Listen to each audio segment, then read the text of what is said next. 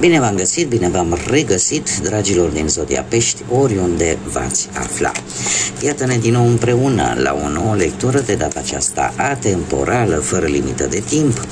O lectură pe care voi să o puteți urmări oricând doriți sau atunci când apare în viața voastră. Desigur, dragilor, ca de fiecare dată nu uitați, voi vă construiți viitorul în urma alegerilor, deciziilor pe care voi le luați. Este o lectură generală, vă rog să luați decât acele mesaje care vor rezona cu voi, restul lăsați-le să zboare în univers, pentru că sigur sunt pentru alte energii care într-o mai mică sau mai mare măsură au legătură cu Zodia Pești. Așadar, toți cei care aveți nu doar soarele, ci și luna, Venus, ascendentul sau oricare alt aspect astral important pentru voi din harta voastră natală, dar care are legătură cu Zodia Pești, atunci această lectură este de asemenea și pentru voi. Și haideți să începem această lectură și să vedem care este energia voastră în acest moment, în funcție de ce simțiți, de ce vă doriți sau de ce situații traversați. Ei, se pare că ați făcut niște greșeli. Se pare că nu prea ați învățat ceva din trecutul vostru și se repetă o anumită greșeală. Am aici și pe Marte. Se pare că o ambiție de-a voastră și poate instinctul de supraviețuire v-a făcut să faceți destul de multe greșeli în trecut. Dar chiar și acum există o lipsă de compromis. O lipsă de compromis, nu știu dacă a voastră sau a altcuiva, dar care pe voi vă face să vă pierdeți motivația. Vă face să faceți lucrurile mai mult singuri, fără să mai vă lăsați cumva angrenați în, cum să spun eu, sau să așteptați ajutorul altora. Cumva, cred că de-abia acum ați înțeles ce trebuia înțeles, poate cu ceva timp în urmă. Cred că abia acum ați început să învățați lecția care trebuia să o învățați și pe care ați cam tot repetat-o de-a lungul timpului. Haideți să vedem ce vine pentru dragii mei din Pești în următoarea perioadă de când voi urmăriți această lectură, ce este, ce nu este în favoarea voastră, ce dețineți, unde dețineți voi controlul și unde nu. Să vedem.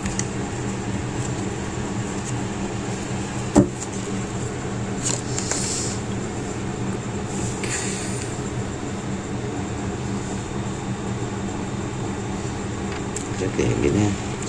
Încerc să se vadă toate cărțile. Da, dragilor, se pare că și energia voastră, nu știu dacă Zodia Capricorn are ceva de văzut, dar energia voastră este una de atașament anxios vis-a-vis de o relație, vis-a-vis de fie ea de muncă sau fie ea de bani, fie ea de relație sentimentală. Voi simțiți că nu puteți face lucrurile singuri, cel puțin, sau asta ați simțit, și că mereu depindeți de cineva și că mereu trebuie să cereți aprobarea cuiva, indiferent de ce aspect al vieții vorbim. Este acea dependență nesănătoasă în care ai senzația că ești prins într-o relație, într-o situație și din care nu poți să ieși. Ei, trebuie să vă spun, dragilor, că puterea stă la voi.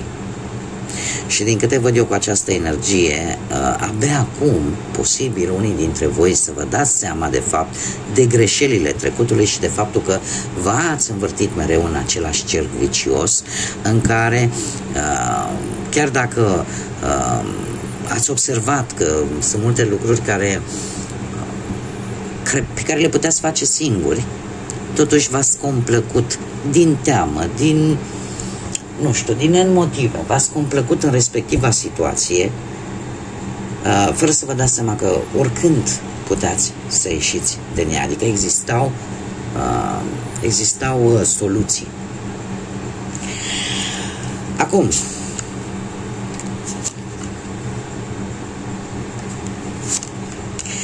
cred că singurul aspect mai puțin negativ ar fi cel al banilor. Da, o situație în care o ofertă, ați profitat din plin de o ofertă care v-a adus ceva bănuți. Acum, ce nu prea este în favoarea voastră? Culmea, exact arcanul vostru, care vă reprezintă Luna, care reprezintă zodia Pești. Ce nu este în favoarea voastră, chiar voi. De ce? Pentru că de multe ori cădeți în într-o dualitate în care, indiferent câte abuzuri aveți parte, indiferent cât de mult încercați să faceți pe plac altora, voi suportați mai mult decât ar trebui. Iar asta joacă un rol nefavorabil pentru voi.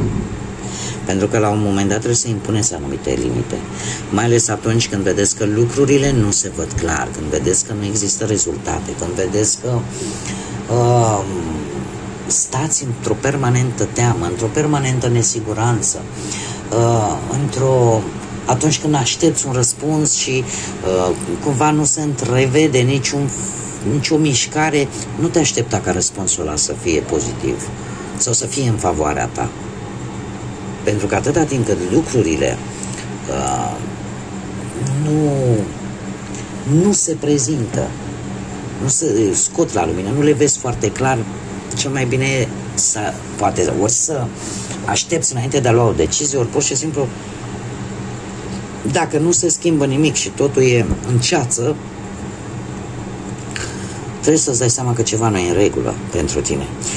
În afară de asta, se pare că intuiția voastră nu e la cote cele mai bune. Nu e un moment în care, domnule, trebuie să-mi ascult intuiția, chiar dacă sunteți o zodie de apă și intuiția la zodiile de apă este la superlativ. Totuși, în această perioadă, în mod particular, este bine să fiți un pic cu picioarele pe pământ. Da? Și să nu vă creați iluzii care nu au nicio legătură cu realitatea.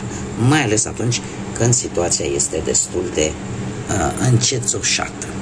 În schimb, paradoxal, ce este în favoarea voastră? Păi ce să fie? Că în momentul în care ești cocoșat de atâtea responsabilități, ești împovărat de atât de multe lucruri pe care trebuie să le faci și de multe ori fără să te mai gândești la tine, dom'le, dar mie mi-o fi bine, că e pe parte emoțională, că e pe parte fizică, că mă doare spatele, că mă doare aia și pe nimeni nu interesează. De fapt, toate aceste lucruri se vor termina și de ce sunt în favoarea voastră? Pentru că astea vă vor împinge să faceți niște schimbări în viața voastră. Astea vă vor împinge de la spate, e acel ghiont care ți-l dă viața, ți-l dă universul, ți-l dă Dumnezeu, cine vreți voi. Păi ce faci? Până unde te duci? Pentru că există o limită a suportabilității. Și atunci ceva negativ te va împinge către ceva favorabil ție, către ceva pozitiv pentru voi. Și atunci, cum să spun eu, te va îndemna, nu știu, dacă cauți de muncă și tot ai căutat și tot ai încercat și în stânga și în dreapta și ți-ai pus și cenușă în cap și poate ai făcut o felul de gesturi altor persoane ca tu să poți obține poate un loc de muncă, spun și eu așa, acum nu că nu s-ar întâmpla, dar dau și eu exemple și indiferent cât efort ai depus și cât ai încercat să faci pe plac și la unul și la altul, poate nu ți-ai găsit de muncă, uite, asta te împinge și spune, știi ce, a venit timpul să nu mai stai să depinzi de alții, a venit timpul ca tu să iei frâiele și să faci ceva pentru tine. Și uite, în felul acesta e un foarte bun exemplu pentru cei care nu le vine a crede când o situație negativă, de fapt, te trimite către ceva pozitiv, către o transformare, către o schimbare. Acum, ce poți tu controla? Pe exact ce spuneam. Poți controla acest 8 de spade, poți controla ieșirea ta din acest cerc vicios în care vă tot învârtiți, în care vă faceți tot felul de gânduri negre, în care căutați, cum să spun eu, voi căutați ieșire, dar nefolosind rațiunea, nefolosind logica și ai senzația că ești blocat, ai senzația că ești prins într-o situație, într-o relație. Nu poți lua decizii fără claritate, dar depinde de voi. Voi dețineți controlul dacă ieșiți din acest cerc în care vă învârtiți sau nu. Pentru că toate aceste, deci imaginația vă cam joacă feste, dragilor, și acum trebuie să vă spun că și guvernantul vostru este Neptun. Este planeta iluzorie, planeta care ne vorbește de o lume ireală și unde atunci când apare, indiferent de zodie, îl spune clar, nu lua decizii importante. De ce? Pentru că nu vezi lucrurile clar. Asta nu înseamnă că toți peștii sunt așa, dar planeta Neptun de asemenea ne vorbește și de intuiție, de foarte multă intuiție, dar asta e o altă istorie. Acum vorbim strict de acest 8 de spade care depinde tare mult de voi și voi dețineți controlul să ieșiți din această stare, să vă reevaluați atât relația, indiferent că e sentimentală, că e de muncă, că e legată de bani, toată această teamă care pe voi vă blochează să stați într-o relație rea, depinde de voi. Să o închideți și să spuneți, nu am de ce să-mi fie teamă, există soluții să ieși din orice lucru care te poate bloca. Puterea stă la voi. Pentru că de multe ori se spune, nu, decât să stai într-o relație nesănătoasă, într-o situație nesănătoasă, mai bine stai singur, dar ești, cum să spun eu,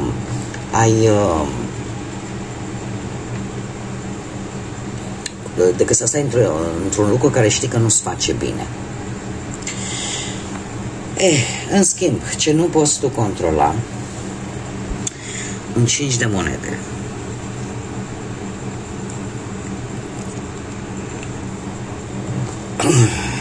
Cu asta chiar că m-ați dat pe spate. De ce? Nu puteți controla anumite lipsuri bănești. Nu puteți controla poate pierderea unui job. Nu puteți controla cum să spune, anumite probleme la nivel, în mare parte, financiar.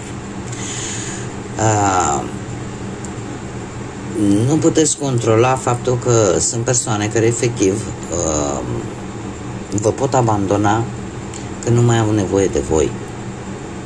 Dar nu trebuie să uitați că sunt și alte energii care vă pot ajuta. De multe ori se întâmplă că să aștepți un sprijin, un ajutor de la cineva pe care tu l-ai sprijinit, tu l-ai ajutat, poate și chiar foarte mult, iar acel ajutor să nu vină niciodată, dar să vină din altă parte. Da? Pentru că Dumnezeu lucrează prin oameni. Și din propria experiență o spun. Mie mi s-a întâmplat nu odată, ci chiar de mai multe ori. De asemenea, nu puteți controla faptul că această lipsă a banilor, eu ce pot să vă spun este că haideți să vedem, ca să nu vă las eu chiar așa, că nu-mi place nici mie acest 5 de monede. Cumva nu ține de voi, parcă nu voi dețineți controlul la ceea ce intră în casă sau ceea ce iese. Clarifică în 5. Se clarifică cu un 3 de bâte. Dragilor, deci ce nu dețineți voi controlul la o situație care e în plină desfășurare, în care, într-adevăr, ori o călătorie duce la o lipsă de bani, ori un anumit studiu, un anumit curs, da, de perfecționare, ceva de genul ăsta, care, indiferent cum, nu puteți zice, dom'le, eu nu-ți dau decât banii ăștia. Nu, acolo se este un preț, vă place, nu vă place, ăla e.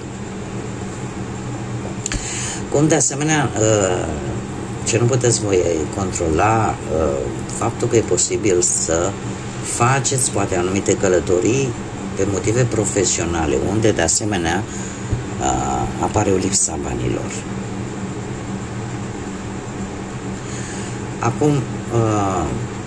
voi, de asemenea, pe planul ăsta sentimental, și cu asta cam închei cu aceste mesaje, voi nu puteți controla pe celălalt, nu puteți obliga să te aprecieze, să te valoreze, doar ca lucrurile să meargă bine în relație. E ceva ce nu stă sub puterea voastră. Așa că e posibil ca unii dintre voi, pe plan sentimental, poate să nu fiți cu persoana potrivită sau chiar în locul potrivit. Într-adevăr, nu este o lectură, dar s-a văzut încă de la început, nu este o lectură tocmai, să zic așa, care să placă urechilor, dar este o realitate. Și din păcate sunt sigură că mulți dintre voi se regăsesc cu ea. Haideți să vedem un mesaj pentru dragii mei din Pește în următoarea perioadă. Să vedem de la unicornii magici. Lumină. Veți lumina din tine însuți, dar și din altcineva. Orică, în primul și în primul rând, voi nu trebuie să vă lăsați să vă pierdeți acea lumină internă, acel far călăuzitor, acea bunătate,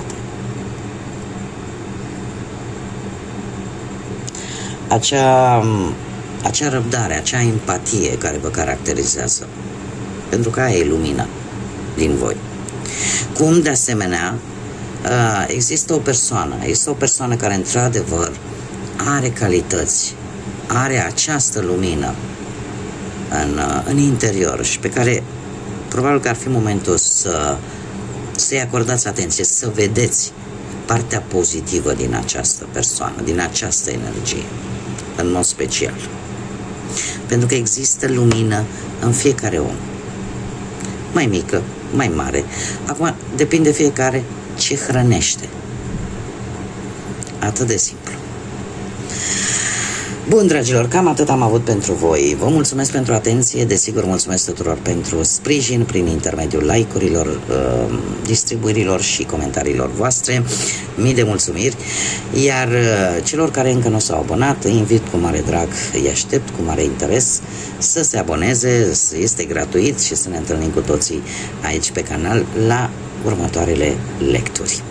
Până data viitoare, când ne vom reîntâlni la următoarea lectură, eu vă doresc tot binele din lume.